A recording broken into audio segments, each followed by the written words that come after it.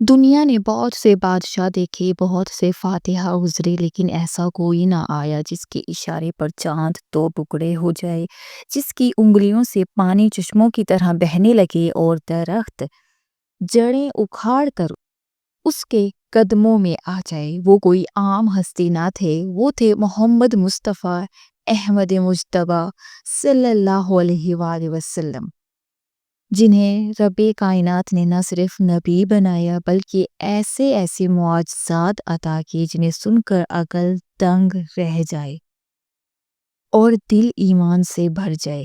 آج کی یہ ویڈیو ہے انہی معجزات محمدی صلی اللہ علیہ وآلہ وسلم پر، جنہوں نے صحرا کی خاموشی میں رب کی قدرت کی صدا بن کر گونج مچائی۔ تو آئیں ایمان کے اس سفر کا آغاز کرتے ہیں معجزات کی اس دنیا سے، جہاں قدم قدم پر اللہ نے اپنے نبی کی سچائی کو ظاہر فرمایا۔ بسم اللہ الرحمن الرحیم۔ محترم ناظرین، حضرت عباس رضی اللہ تعالیٰ عنہ ایک واقعہ بیان کرتے ہیں۔ فرماتے ہیں کہ ایک روز میں مسجد حرم میں تھا، ابو جہل وہاں آیا اور کہا، میں اللہ کی قسم کھا کر کہتا ہوں کہ اگر میں محمد کو سجدہ کرتے ہوئے دیکھ لوں تو ان کی گردن اڑا دوں گا، نعوذ باللہ۔ یہ سن کر فوراً نبی پاک صلی اللہ علیہ وآلہ وسلم کے پاس گیا اور آپ کو بتایا ابو جہل کیا کہہ رہا ہے۔ نبی پاک اس کلام کو سن کر غصے سے مسجد حرم میں داخل ہوئے۔ اس وقت آپ سورہ علق کی تلاوت فرما رہے تھے۔ ترجمہ ہے، اے نبی اپنے رب کے نام سے پڑھو جس نے پیدا کیا، جس نے انسان کو خون کے لوتھڑے سے پیدا کیا۔ تلاوت کرتے کرتے آپ آیت نمبر 6 تک پہنچے۔ ہرگز نہیں، انسان حد سے بڑھ جاتا ہے۔ محترم ناظرین، نبی پاک صلی اللہ علیہ وآلہ وسلم نے سورہ علق کا آخری حصہ پڑھا جہاں تک سجدے کی آیت ہے اور فوراً سجدے میں چلے گئے۔ اس وقت کسی نے ابو جہل سے کہا، ابو الحکم یہ سجدے میں پڑے ہیں۔ یہ سن کر ابو جہل آپ کے پاس پہنچا لیکن اچانک پیچھے ہٹ گیا۔ لوگوں نے حیرت سے پوچھا، کیا ہوا؟ اس نے حیرت سے جواب دیا، جو میں دیکھ رہا ہوں کیا تمہیں وہ نظر نہیں آ رہا؟ لوگوں نے پوچھا، کیا؟ ابو جہل نے کہا، محمد صلی اللہ علیہ وآلہ وسلم اور میرے درمیان آگ کی خندق نظر آ رہی ہے۔ اسی طرح ایک دن ابو جہل نے کہا، اے قریش کے گروہ، جیسا کہ تم دیکھ رہے ہو محمد تمہارے دین کی مخالفت کر رہا ہے اور تمہارے معبودوں کو برا کہہ رہا ہے، تمہاری عقل کو کمزور کر رہا ہے، تمہارے آباء و اجداد کو گالیاں دے رہا ہے۔ اس لیے میں اللہ کے سامنے عہد کرتا ہوں کہ کل میں محمد صلی اللہ علیہ وآلہ وسلم کے لیے اتنا بھاری پتھر لاؤں گا کہ وہ اسے برداشت نہ کر سکیں گے۔ جب وہ سجدے میں جائیں گے تو میں پتھر ان کے سر پر مار دوں گا۔ اس کے بعد تم لوگوں کو اختیار ہے کہ چاہو تو میری مدد کرو، چاہو تو دشمنوں کے حوالے کر دو۔ قریش نے کہا، اللہ کی قسم ہم تمہارے ساتھ خیانت نہیں کریں گے، لہٰذا جو کرنا چاہتے ہو کرو۔ دوسرے دن ابو جہل اپنے منصوبے کے مطابق بہت بھاری پتھر لے آیا اور نبی پاک صلی اللہ علیہ وآلہ وسلم کا انتظار کرنے لگا۔ ادھر نبی پاک صلی اللہ علیہ وآلہ وسلم بھی حسب معمول صبح کی نماز کے بعد تشریف لائے۔ اس وقت آپ کا قبلہ بیت المقدس کی طرف تھا۔ آپ نماز کے لیے مقام رکنی ایمانی اور حجر اسود کے درمیان کھڑے ہوا کرتے تھے اور کعبہ کو اپنے اور بیت المقدس کے درمیان رکھتے تھے۔ نبی پاک نے آتے ہی نماز کی نیت باندھ لی۔ ادھر قریش کے لوگ اپنے گھروں میں بیٹھے منتظر تھے کہ کیا ہوگا، کیا ابو جہل کا منصوبہ کامیاب ہو گیا نہیں۔ جب آپ صلی اللہ علیہ وآلہ وسلم سجدے میں گئے، ابو جہل نے پتھر اٹھایا اور آپ کی طرف بڑھایا، لیکن جیسے ہی وہ آپ کے قریب پہنچا اچانک لرز گیا، اس کا رنگ سرد ہو گیا، گھبرا کر پیچھے ہٹ گیا، اس کے ہاتھ پتھر پر جکڑ گئے اور وہ اسے ہٹا نہ سکا۔ قریش کے لوگ فوراً اس کے گرد جمع ہو گئے اور بولے، کیا ہوا؟ اس نے جواب دیا، میں نے کل تم سے جو کہا تھا اسے پورے کرنے کے لیے محمد کی طرف بڑھا، مگر جیسے ہی قریب پہنچا ایک جوان اونٹ میرے سامنے آ گیا۔ میں نے ایسا طاقتور اونٹ آج تک نہیں دیکھا، وہ یکدم میری طرف بڑھا اور گویا مجھے نگل جائے گا۔ جب یہ بات نبی پاک صلی اللہ علیہ وآلہ وسلم کو بتائی گئی تو آپ نے فرمایا، وہ حضرت جبرائیل علیہ السلام تھے، اگر وہ میرے قریب آتے تو میں انہیں پکڑ لیتا۔ ناظرین، ابو جہل بھی حضور اکرم صلی اللہ علیہ وآلہ وسلم کی اعزار رسانی میں آگے تھا۔ وہ تبلیغ میں رکاوٹ ڈالتا، آپ کو برا بھلا کہتا۔ اس کی بیوی ام جمیل بھی اس کے ساتھ تھی۔ وہ جنگل سے کانٹے دار لکڑیاں کاٹ کر لاتی اور نبی پاک کے راستے میں بچھاتی۔ اللہ تعالیٰ اس پر سورہ لہب نازل فرمائی، جس میں ابو لہب اور اس کی بیوی کے عذاب کی خبر دی گئی۔ وہ غصے میں آ کر پتھر اٹھا کر نبی پاک کی طرف بڑھی۔ اس وقت آپ کے ساتھ حضرت ابو بکر صدیق رضی اللہ تعالیٰ عنہ موجود تھے۔ انہوں نے جمیل کو آتے دیکھا اور فرمایا، یا رسول اللہ، یہ عورت بہت زبان دراز ہے، اگر آپ یہاں ٹھہرے رہے تو یہ آپ کو تکلیف دے گی۔ نبی پاک صلی اللہ علیہ وآلہ وسلم نے فرمایا، ابو بکر فکر مت کرو، یہ مجھے نہیں دیکھ سکے گی۔ جب جمیل قریب پہنچے تو انہیں وہاں صرف حضرت ابو بکر صدیق رضی اللہ تعالیٰ عنہ نظر آئے۔ وہ بولے، ابو بکر، تمہارے دوست نے مجھے ذلیل کی ہے، کہاں ہے تمہارا دوست جو اشعار پڑھتے ہیں؟ ابو بکر صدیق رضی اللہ تعالیٰ عنہ بولے، کیا تم مجھے چھوڑ کر ان کو دیکھ رہی ہو؟ اس نے پوچھا، تم ان کے ساتھ کیا کرنا چاہتی ہو؟ اس نے کہا، میں یہ پتھر ان کے منہ پر مارنا چاہتی ہوں کیونکہ انہوں نے میری شان میں ناشائستہ اشعار کہے ہیں۔ حضرت ابو بکر نے فرمایا، نہیں، اللہ کی قسم، وہ اشعار یعنی کہ وہ شاعر نہیں ہے، نہ انہوں نے تمہیں ذلیل کیا ہے۔ یہ سن کر وہ واپس چلے گئے۔ بعد میں حضرت ابو بکر صدیق رضی اللہ تعالیٰ عنہ نبی پاک صلی اللہ علیہ وآلہ وسلم سے پوچھا، یا رسول اللہ، وہ آپ کو کیوں نہیں دیکھ سکتی؟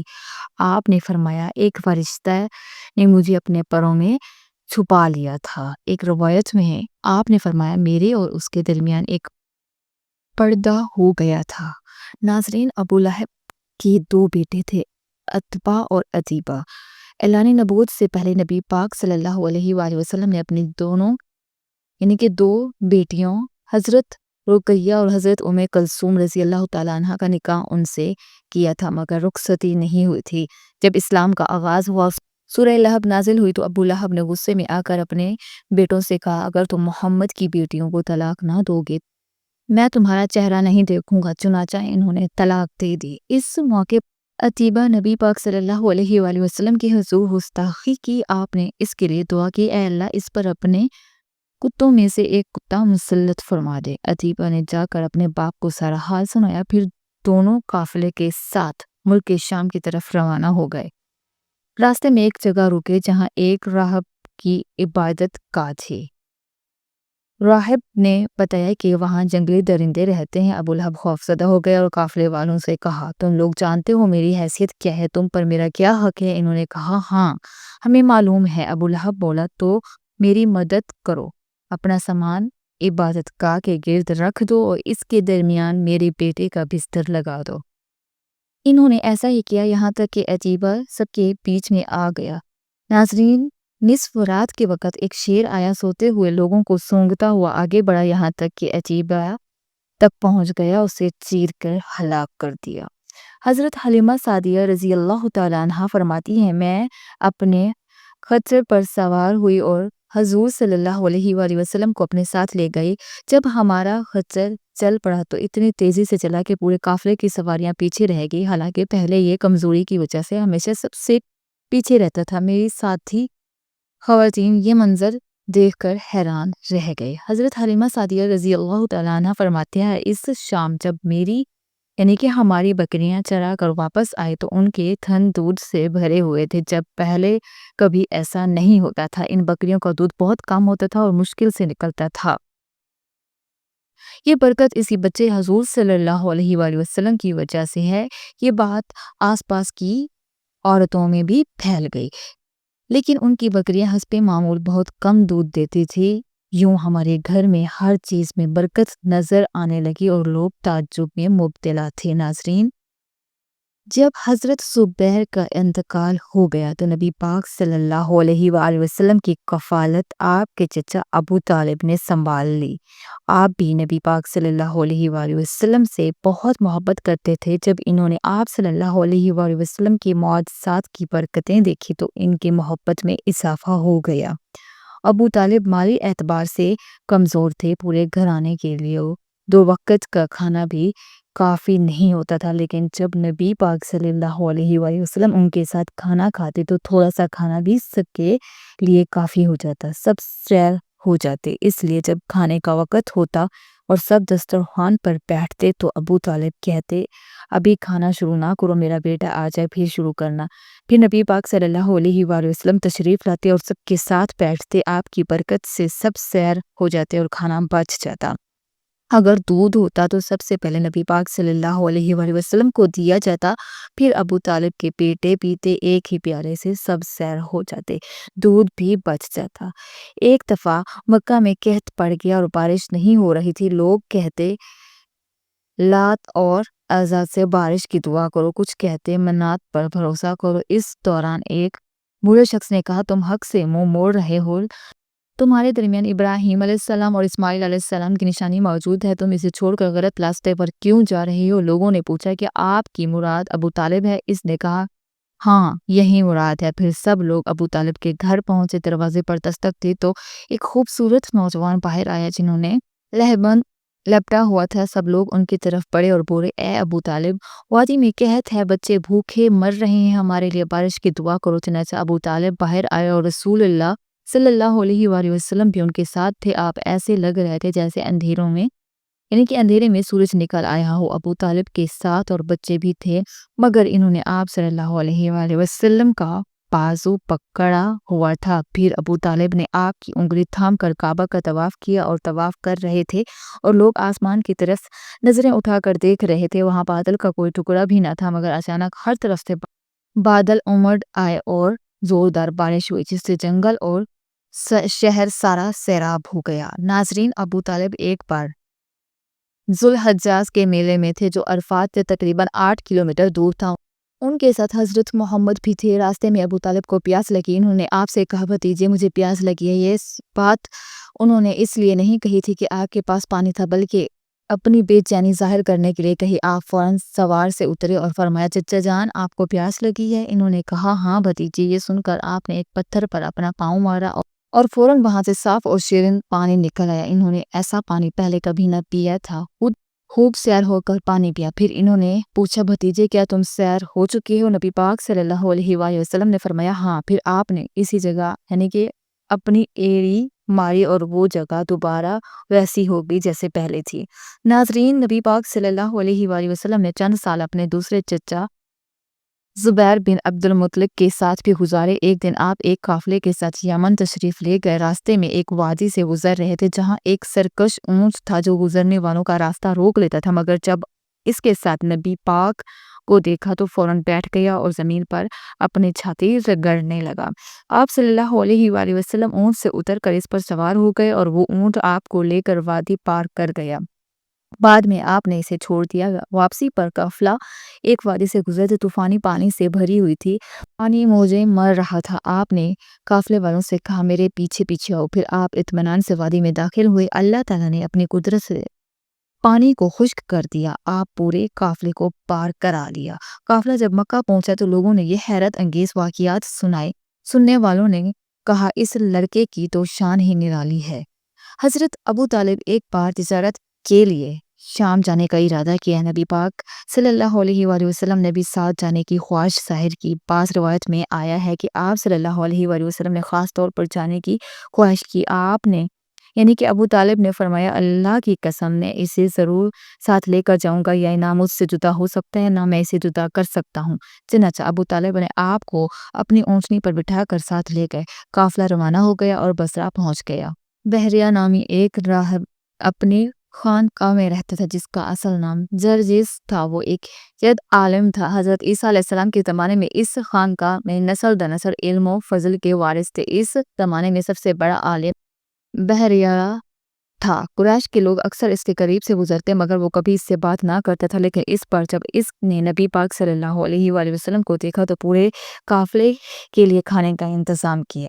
بحیرہ نے دیکھا کہ آپ صلی اللہ علیہ وآلہ وسلم پر ایک بادل سایہ کیے ہوئے ہے۔ جب قافلہ ایک درخت کے نیچے ٹھہرا تو وہیں بادل اس درخت پر سایہ کرنے لگے اور درخت کی شاخیں اس طرف جھک گئی جہاں آپ موجود تھے۔ بحیرہ نے یہ منظر واضح دیکھا، قافلے والوں کو پیغام بھیجا، اے قریش کے لوگوں، میں نے تم سب کے لیے کھانا تیار کیا ہے، میری خواہش ہے کہ تمام لوگ آئیں، چاہے بچے ہوں، بوڑھے ہوں یا غلام۔ قافلے کے ایک شخص نے کہا، اے بحریہ، آج آپ نے نیا کام کیا ہے، ہم تو اکثر یہاں سے گزرتے ہیں، آپ نے کبھی دعوت نہیں دی، آج کیا بات ہے؟ بحیرہ نے کہا، تم ٹھیک کہہ رہے ہو، کیا آج تم میرے مہمان ہو، اور میرے مہمان کی عزت کرنا بہت اچھا عمل ہے۔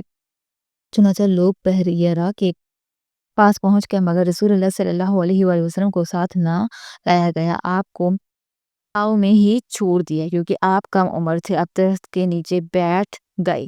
بحیرہ نے سب کو دیکھا، مگر ان میں سے کسی بھی وہ صفات نہ پائی جو آخری نبی کے بارے میں جانتا تھا۔ وہ بادل بھی وہیں پڑاؤ پر رکا رہا۔ اس سے واضح ہو گیا کہ یہی نبی ہے جو قافلے میں موجود ہے۔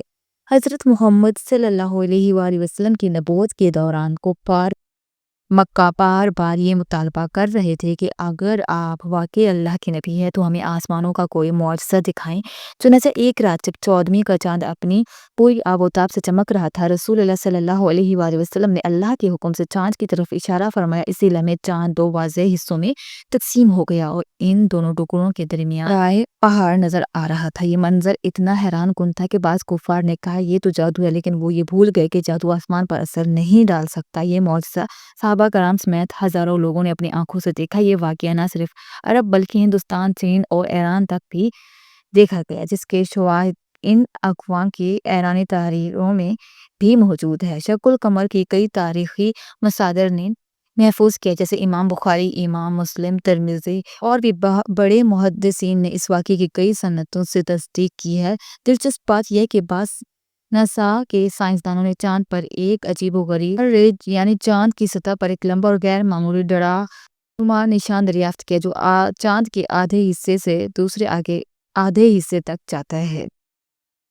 اگرچہ یہ دریافت ہمارے ایمان کو اور زیادہ مضبوط کر دیتی ہے کہ قرآن پاک میں ذکر کردہ آیات ہے، شق القمر صرف ظاہری معجزہ نہیں تھا بلکہ یہ قیامت کے قریب ہونے کی ایک بہت بڑی علامت بھی تھی۔ یہ اس بات کی دلیل ہے کہ اللہ جب چاہے کائنات کے قوانین کو بدل سکتا ہے، اور اس نے اپنے نبی کی سچائی کو آسمانی نشانی سے واضح کیا۔ یہ معجزہ دراصل عقل والوں کے لیے نشانی ہے کہ محمد صلی اللہ علیہ وآلہ وسلم صرف انسان نہیں بلکہ اللہ کے محبوب اور سچے نبی ہے۔ آج کا انسان جو چاند پر پہنچ چکا ہے وہ بھی اس معجزے پر غور کرے کہ نبی پاک صلی اللہ علیہ وآلہ وسلم چاند کو دو کر دے۔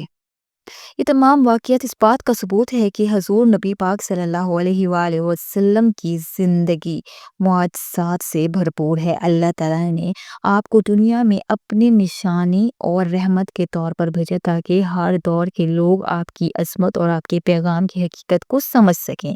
اللہ تعالیٰ ہم سب کو نبی پاک صلی اللہ علیہ وآلہ وسلم کی سیرت طیبہ پر چلنے کی توفیق عطا فرمائے اور ہمیں ان کے راستے کی پیروی کرنے والا بنائے۔ ناظرین، اگر آپ چاہتے ہیں کہ میں حضور صلی اللہ علیہ وآلہ وسلم کی زندگی کے معجزات اور ان کی سیرت کے بارے میں مزید ویڈیو بناؤں تو نیچے کمنٹ میں ضرور بتائیں۔ آپ کے کمنٹ سے مجھے حوصلہ ملے گا اور میں یہ خوبصورت سیریز شروع کر سکوں گی۔ جزاک اللہ خیر۔